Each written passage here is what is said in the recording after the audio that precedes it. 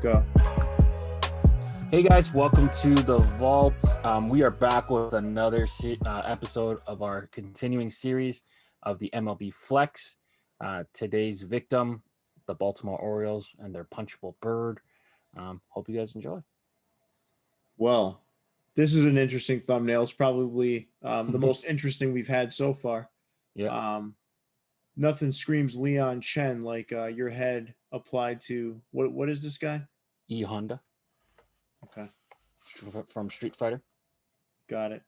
And for those that don't know why we have Leon punching the bird, is Leon absolutely hates this logo, but I happen to adore the logo. So out of respect to me, Leon wore the punchable bird on his head today, because he knew this was going to be somewhat traumatizing for some Baltimore fans to see this as we intro the third episode of MLB Flex. But we've done we've done Arizona and Atlanta so far.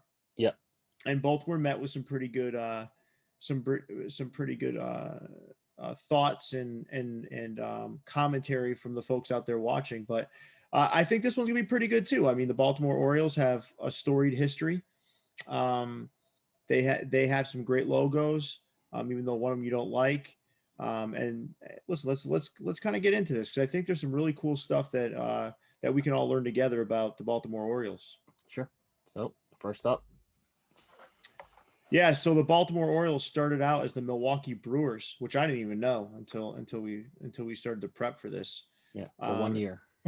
for 1 year. Then they spent 50 some odd years as the St. Louis Browns, and then in 1954 they became what we now know as the Baltimore Orioles.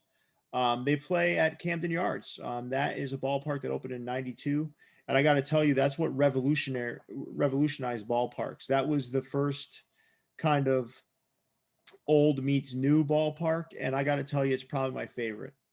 Okay. I've been there multiple times, and I absolutely love Camden Yards. It's a beautiful ballpark, great place to catch a game. Just a really nice place to go watch baseball. They've won World Series titles in '66, 1970, and again in 1983. They've won 9 Eastern Division titles, 7 AL pennants, and they have quite a few retired numbers. So let's see if I remember who these are, Leon. Mm-hmm. Earl Weaver. Yep, number 4. Brooks Robinson. Yep, correct. Number 5. Cal Ripken. Iron Man. Number 20. Frank Robinson. I believe so. Number 22 is Jim Palmer. Correct. Number 33 would be Eddie Murray. And number 42 is obviously retired everywhere, Jackie Robinson. You got it. The All-Star Game, they've hosted that 3 different times in '48, '58, and 1993. So they've had, quite a long history, right? And little did we know that they would become your most hated logo. So let's move along here. So top 5. Yeah, let's get into the top 5 players. So number 5 is Frank Robinson. So Frank Robinson, Hall of Famer, guy that pounded out over 500 home runs, one of the preeminent power hitters of his time. He played for multiple franchises, but he was also part of a couple of World Series champion teams with the Baltimore Orioles. And I do believe he's the only guy to win the MVP in both the American League and National League, if I'm correct here. I believe that's the case with Frank Robinson. Tremendous player, coming in at number 5 for the Baltimore Orioles, Frank Robinson. He was also a manager later in his life, right? Yeah, he was. He had a record of less than 500, so it wasn't really a stellar managerial career, but it was certainly there. Cool. Number 4, Jim Palmer. Now, Jim Palmer is a guy who won multiple Gold Gloves as a pitcher, which isn't necessarily one of the most exciting things, but he's also a guy that won, I think, 268 games, won 20 games probably 8 times. This guy won a couple of World Series championships. A Hall of Fame pitcher.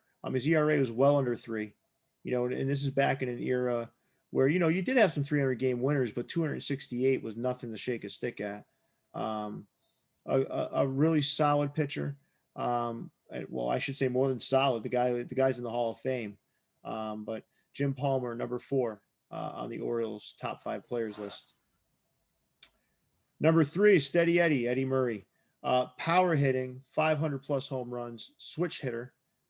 This guy was one of the preeminent sluggers of his time. Eddie Murray, tremendous guy, tremendous Oriole. I believe he might have played with the Orioles his whole career. He might have. I'd have to look that up. But yeah. Eddie Murray, the one thing that stands out is he was one of the few guys on the Orioles that were worth anything in the late 80s. So I know he was probably part of that World Series team in 1983. But Eddie Murray coming in at number 3. Great sideburn game too. Oh my God, yeah. And that guy always looked happy as hell too. Yeah. Now, Brooks Robinson, you're looking at probably the best defensive third baseman in the history of baseball. Ever, yeah. Yeah, I mean, if he's not, he's certainly in the conversation with a couple other guys. But I mean, I don't remember the number of Gold Gloves he won consecutively. It might have been 16 or 18. It was something 16, like that. 16 consecutive Gold Gloves. Incredible. Now, the guy batted around 270. He popped around 300 home runs. He was part of world championship teams. Brooks Robinson, surefire. I think he was a first ballot Hall of Famer. This guy was a lock, but at third base, he was a vacuum, an absolute vacuum. They used to call him Mr. Hoover. Mr. Hoover. Okay, Mr. Hoover. But Brooks Robinson, a.k.a. Mr. Hoover, coming in at number 2 on the Orioles top 5. And number 1, I think this is undoubtedly the number 1 here. At first, I was like, Brooks Robinson or Cal Ripken. But then when I really look at it, man, it's Cal Ripken. Cal Ripken revolutionized the shortstop position because prior to Cal Ripken, most shortstops were batting 8th or 9th, playing unbelievable defense, and would be lucky to pop one out of the outfield, let alone out to the outfield, let alone out of the park. So he really was the guy that kind of paved the way for guys like Nomar Garciaparra, A-Rod, these power hitting shortstops that we see today. Because I think, if I remember correctly, I think Cal Ripken might be maybe 6'5", 6'4", somewhere in that range. This is a big guy. Yeah. Later on in his career, he ended up at third base. This is a guy who played 2,600 consecutive games. He broke Lou Gehrig's Ironman record and shattered it by another 500 games. Incredible shortstop. I'd say an average defensive shortstop, but he popped well over 400 home runs, 3,000 hits. He batted in the 270 range. Played, again, average shortstop defensively, but gosh, this guy revolutionized the position in ways that redefined the shortstop position for years past his retirement. Again, he did end up at third base towards the end of his career. I think that might have had a lot to do with his size. He's a big dude. Probably lost a little bit of range as he got older with all that extra size and weight to carry around. But Cal Ripken Jr., the best player in Baltimore Orioles history. Yeah, in terms of record beatability, his record's got to be up there, and some of the ones that I don't think untouchable. I don't think it'll ever get touched. Yeah, because the game has changed so much in terms of how they handle players and whatnot. I have a hard time believing anyone's ever touching that record. Exactly. So that's our top 5. Let us know in the comments if you think we got it right, got it wrong. Let us know your favorite Baltimore Orioles memories and moments. This is a team I love to hate. They're a division rival. We're usually fighting for who's not in the basement of the AL East. So yeah, when you told me how much you hate them, me being a Red Sox fan, I don't hate the Orioles. Yeah. I don't know if it's hate is the right word. They're just annoying to play. Sometimes they can be. They've had a few years where they were a pain in the Red Sox ass too. But yeah, I don't know. I would say this top 5 right here, though, I'd put it up against Atlanta's top 5. Yeah, it would be interesting if we Atlanta's was pitcher heavy, right? Yeah. Well, yeah. I mean, number 1, who was the number 1 player? No, it was Hank Aaron, right? Yeah, we had Hank Aaron, Chipper Jones, Maddox, and a bunch of pitchers, and Dale Murphy. But that went 10. We went 10 on Atlanta. What'll be interesting? We're about to move on, but what we should do, like some sort of poll at the end with all the top 5s and see who thinks, which team has the best top 5. Yeah, we can easily do that. I mean, for some of the longer storied franchise, we got because it's not fair to go Arizona Diamondbacks versus like Baltimore, Atlanta. Mm-hmm. There were some notable mentions, for Baltimore, but I feel like the drop off was pretty steep from 8 on. I guess like Mike Mussina was there. Yeah. We would be remiss not to bring up that Mussina's like just missed the top 5. Yeah. All right, cool. Let's get into it. On fields. So let's get into the hats. That's what everyone's here for, right? So they've had some pretty cool on fields. I mean, some of the birds are like not that different, like, I mean, it's interesting. How the slight variations from year to year, but my personal favorite is 95 to 96. That's my personal favorite. But Leon, which one is yours? We know which one isn't yours, any of the punchable birds, but which one's your favorite? To me, I'm right there with you. I like the 95, 96. Like I like the realistic type birds, and then I really like the O's. Me too. For some reason. Me too. Like the one I'm wearing right now. Yeah. I like that. Oh man, it's classic. Yeah. Something about it. O's. And simple. But I mean, they've had some really cool on fields. As I was kind of looking through my collection and organizing the bird by era, again, very slight differences, but I think they're all cool, man. I'm even a fan of the punchable bird, unlike you. So yeah, it's kind of growing on me a little bit. It's just really like kind of goofy, and like they had it in the past, and then they went realistic, and then now it's interesting. It's more like a minor league logo, right? Yeah. Like when you think about it, like the feel of it is more like a minor league type logo. Yeah, his brim is so long too. Yeah. Yep. Yep. But yeah, I don't know. They have a really unique color style. I mean, not many. Actually, no, Giants. The Giants do, yeah. The Giants do, but I like it, man. I like their on fields. Yeah. Well, let's take a look at some of their other stuff. So they were the St. Louis Browns for a while. Yeah. What do you think of them?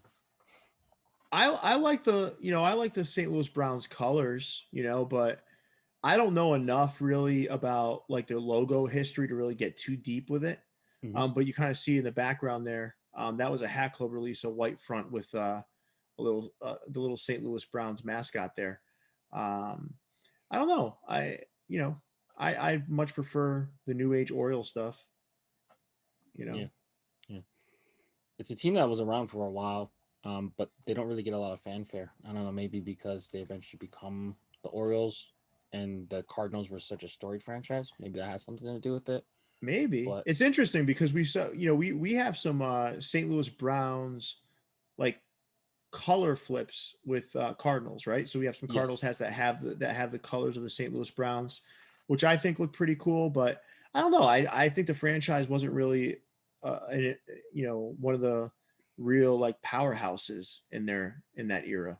Yeah, I couldn't name one player off their team. Well, if you look at our top 5, there wasn't one. Yeah. There. So like it was, I mean, that says I think that says it all right there. Yeah. Yeah. St. Louis Browns. St. Louis Browns. Yeah. I mean, that's, I guess, next. Yeah, I guess so. So birds. So this is kind of like their middle era 90s-ish, the realistic bird. Where do you kind of rank this amongst logos around the league? I love these, man. I mean, the one in the upper left, though, that's from an old All-Star game. So that's like kind of like still not as realistic as some of the newer age birds. But the ones that you kind of see around, the early 90s, like that's the one in the upper right there. And somewhat you'll see some of them in the lower right. That's my favorite. I love those. I love those. And you see there, Hat Heaven did some color flips with theirs. They did one that they called the Black Crow. Remember? Yep. And then that other one is kind of got Ravens colors in it, like Baltimore Ravens colors in it. I don't know. I just love these. I'm with you, man. I like bird logos. Mm-hmm. I like bird. I don't know. There's something about it that just looks cool. I love bird logos, but I'm a fan of all these, man. The more birds, the happier I am. Exactly. The big flock you got going on here. Yep. And then the O's. We talked about it a little bit earlier, but there's something about this logo that's just simple, but it just looks fantastic, man. Mm-hmm. And I mean, I think when you look at if you look at that 1970 world champion cap there with the black with the orange O on it. Listen, that just pops, man. It just looks awesome. Even the one I'm wearing is just an alternate cap from Hat Heaven, right? And all red. But I think this O's, if you can put on any color hat and it's going to look fantastic. I love it. And you know, it's good to see the Orioles getting some love lately from the hat companies.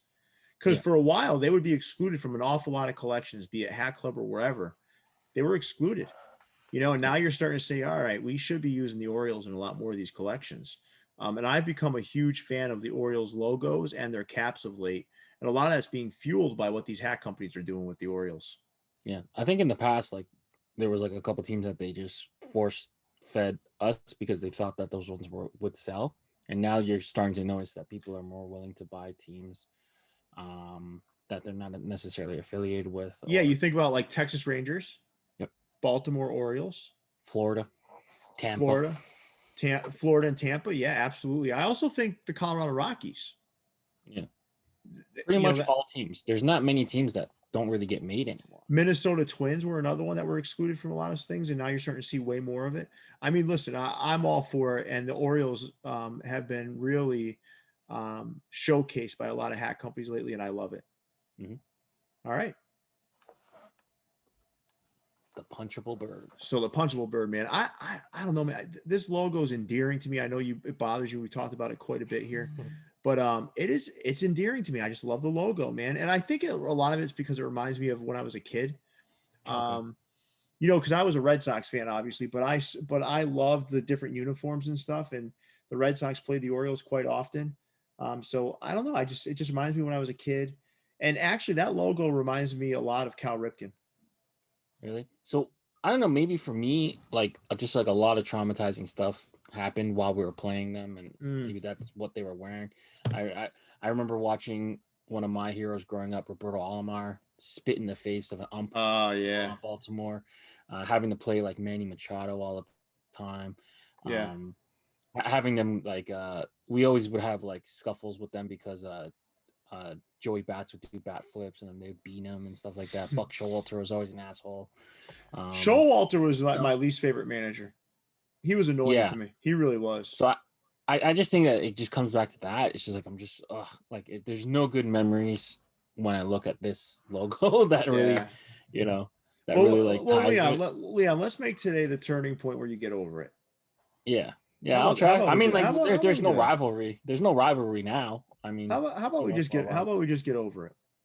That's fine. All right, man. As a therapy session. Yeah. But I don't. It is what it is. But you know, I'll work on it. Let's double click the punchable bird. Now let's double click into some of their patches, right? Yeah, World Series. So they've had some pretty cool World Series patches, right? So you see 83 there. One of them's obviously on an alternate cap, right? That's I believe that's on a My Fitted's glow in the dark cap. And then you got the 69 World Series where they lost to the Mets, right? And then you've got a lot of you've got some variety here. My favorite one of all though is the 1970. If you see it down there with that 50 on there with the O's, like the logo that they have on the front of the hat is the 0. Yeah. That patch to me is just beautiful. And the 76 World Series, that would be 1979 when they played the Pirates. That logo I liked it. A lot of people don't like that because in 78 and 79, they kind of used that, you know, the Yankees Dodgers one from the year before. And they kept that same style in 79. But, you know, I like it. I also think the 66s are cool. The one that's the actual World Series patch, and then the World Series Champions patch. The Champions patch is very cool. It's got that little bird on there kind of taking a swing. But these are cool patches, man. I like them. But which one's your favorite, Leon? I think some of them ones that are like the more recognizable ones, I think they're like loser patches, right? So like is 76 they lost, right? The 76th World Series, which was in 1979, they lost to the Pirates. Yeah. So I think that patch is cool, but if you're like a Baltimore fan, that's not something you would like to wear. But obviously the 50 one, the one that Hat Club likes to use, and that's a really cool patch. Yeah, this is the 1971. That one is awesome. But I do like the 1966 in the upper right. Yeah, that's a cool The one. world champions one with that little bird kind of swinging on the top of the crown. That thing's cool as hell. Yeah. Yeah. So let's take a Good look at stuff.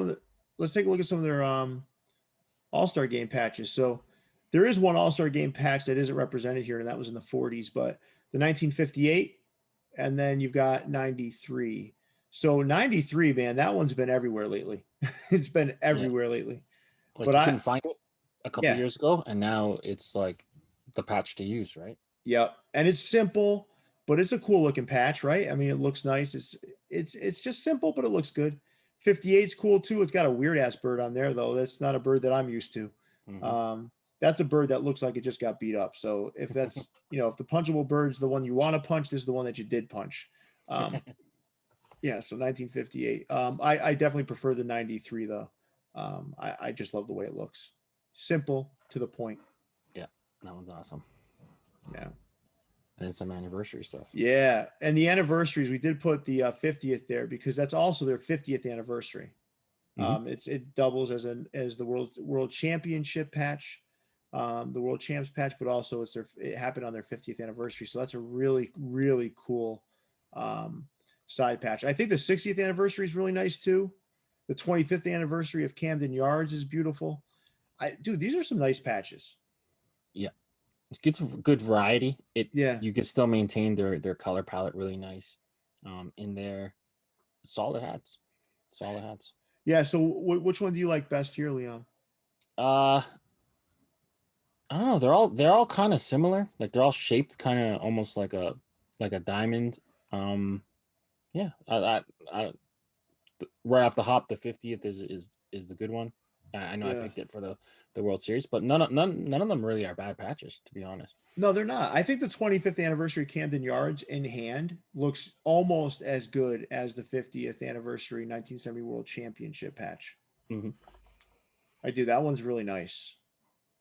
Yeah, but they have a lot of nice patches, man. I think we've just kind of taken a stroll through Baltimore patch lane, and it all looks good. Yeah. So that's pretty much it for the slideshow part of the presentation. So right now we're just going to start counting down our top ones. Yeah, do you want to start, Leon? Yeah, so I don't have a huge Baltimore collection, so I'm only bringing 5 to the party. Coming in at number 5 is just a regular on-field. I mean, most people don't like black nasties anymore, but there's something really cool just about this hat. It's really wearable. I mean, I obviously still have the tags on it, so I haven't really worn it that often. But this is like a nice, versatile hat. So that's my number 5. I like that logo a lot, man. It's probably becoming one of my favorites, man. Just that simple O. Yeah, exactly. And when I do my top 10, Leon, I'll show you which hats turn me into a believer of that O. Okay, cool. Coming in at number 4 is one of the retro logos. So we got the 1966 patch. Nice little green under. Where'd that come from? I think Lids, like years ago. Really? Is that embroidered or is that like a embroidered? Wow. Yeah, this is like really old. Really, really old in my That's collection. An odd two-tone though, right? Yeah, it's not common. I mean, it's like a reverse of what they used to wear with the gray and the black. Yeah, you're right. Yeah. I like that hat though. That's cool, man. Yeah, and this one's another oldie, but it's a gem. So this one's from Lids, and it's actually one of the Rivalry flips. So it's basically a Phillies hat, but in Orioles colors. What's the under on that? Black? Black, yeah. This is a really old one in my collection. You can tell how old it is. Yeah, that is old. Just by the patch, just by the stuff. Still pretty interesting though. Yeah, and then number 2, I missed on the green eggs and ham version of this, but this is the cookies and cream. Yeah, from Hat Club. They just killed the patch on this. They did. And then my number 1, this one when it dropped, it almost broke the internet. I feel like this one and the Cubs. People couldn't get their hands on it. People were paying resale. I remember Neil almost had an aneurysm, but it is the Baltimore Orioles All-Star Game gray bottom from Hat Club. He ended up getting it. Stellar hat. Yeah, he ended up getting it. And then it showed up in a bunch of random like other places too, because it's a great hat. Really simple, to the point. It's got the 90s era Oriole, and then just That All-Star game patch. I mean, there's nothing crazy special about it, but it's such a solid hat. So that's It's almost like that 1989 All-Star game Angels hat. Yeah. It's not a lot of bells and whistles, just to the point, looks good. Yeah. Yeah. All right, cool. So you ready to see mine? Let's do it. So first, at number 10. Solid. No patch? No patch. And no new era flag. Ooh. So green bottom. Old school Oriole hat. I don't know. I know a lot of people don't like this. I just like the simplicity of this logo. Yeah, it's almost like a neon logo. Yep. It's badass. Now that coming in at number 9. 1958 All-Star game. Yeah. Solid. Gray bottom. Yeah. Yep. White guts. All right. This one was a Little League. I think this was a Little League World Series edition, but I just love the bird on this one. Oh, that's badass. I've never seen that before. Yeah. Huh. That's cool, right? Yeah. That's pretty cool. And it's embroidered at the front? Yeah, of course it is, man. Damn. Yeah. That's a logo I never seen before. Like I legit never seen that one before. All right. We gotta pull that one out of the vault. Yeah, so number 7 now. I went with the St. Louis Browns. This little guy. I don't. So is that off-white at the front? Like a cream almost? No, it's white. It's white? Okay. Yeah. But I just like this logo, man. It's kind of cool. It's different. You know, when I saw it, you know me, I don't like white panels, right? Yeah. I don't like front panels like this. But it's just like, I don't know, man. It's just different. I like it. It's got a very old school feel to it. Yeah, it does.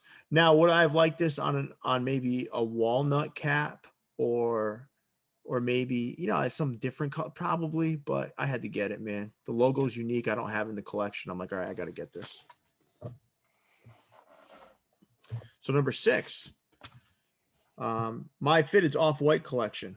So you've got your Blackbird, your black one. I've got my off-white two-tone.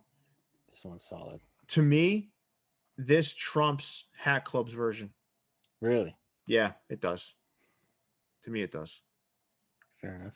It's got the detailed Cooperstown guy in the back. Mm-hmm. So some people don't like that. I don't mind it, but that's my number 6. All right, coming out from All the Right at number 5. Tony. All the Right did this blackout collection, right? And they did the orange squatchy, orange undervisor, white guts, and that. So the only color you have, right, is that World Series patch, the squatchy, and the undervisor. Do those glow in the dark? No. Okay. No. This is beautiful, though, right? Yeah, it's a nice looking hat. I love it. All right, number 4. The 1966 World Champions patch with the punchable bird. That's the but old this version. is the old version of the punchable bird. Yeah. This is an older Hat Club release. Yeah, 66. That's a good patch. Yeah, and there's no Batterman, obviously, and a tonal new era flag. But I like this hat, man. Yeah, that's a solid one. Yeah. All right, you ready? I went into one of Hat Heaven's retail locations. I picked this baby up. Oof. Olive and orange. Yep. Good Can't combo. lose with that 60th anniversary patch. We did see that in the slides before, but this comes in at number 3 on my list. All right. Number 2 on my list. This is the one that made me fall back in love with the O. And it's the one that you showed. The cookies and cream. Now, even this video doesn't do this justice. When you have any of these cookies and cream in hand, you're like, oh my God, these things are incredible. Yeah. So like, I think I also have the OG version of this without the patch. Oh, nice. But the first cookies and cream. We also started this thing where it's like we were starting to call out some of the white logos and kind of calling them boring. But that one is not boring for some reason. I don't mind the white logos on the cookies and cream. There's something like the contrast between the white and the black is cool. So like, go ahead. I was gonna say, which one do you prefer Hopefully I'm not spoiling it, but like the green eggs and ham version of that. Green eggs hat? and ham isn't in my top 10. Okay. So you much prefer the cookies and cream over the green Not eggs? even not even close. Yeah. Really? Yeah, Okay. yeah. So I was more sad that I missed on the green eggs and ham, but I had to grab the cookies and cream. Nah, the cookies and cream to me is better. Okay. Fair enough. All right, so this is my favorite, man, and this one is a My Fitteds release. It's a two-tone. It's the 25th anniversary of Camden Yards, and that's all like metallic thread in there. Yeah, that's a solid hat. With a gray under. Because that used to like be their on-field basically. Mm-hmm. This is beautiful, dude. Come on, man. That's Look at hat. this. This is one that's in my constantly my rotation. I probably, I don't wear a lot of hats multiple times, right, Leon? Mm-hmm. I've worn this one probably 30 times. That's how much I love this hat. Nice. It's so simple and to the point. I just love that hat, and I love the metallic stitching on it. My Fitteds killed it with that hat. Yeah. It's not a lot. It's pretty close to their off-white, but different. It's got a kind of same feel, but obviously different era birds. And you got which bird would you prefer? I kind of like the one in your left hand. Yeah, that one. Yeah, that one. Yeah, but they're cool hats, man. I think Baltimore, man. Baltimore. Anyone out there listening, do more Baltimore hats. There's some good stuff that could be done with them.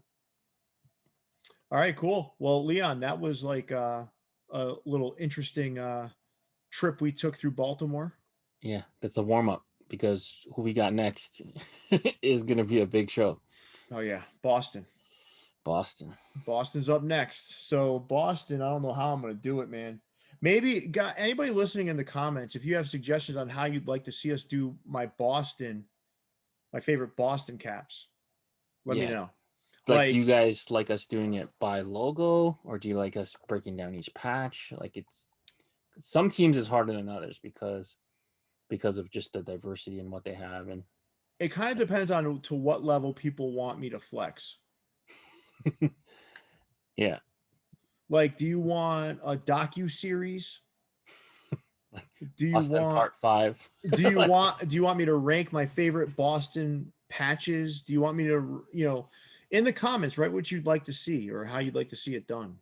Maybe I'll post it up too in on YouTube, Yeah, because our original idea was that we would actually pull out every one of the hats. Oh, we can't do that.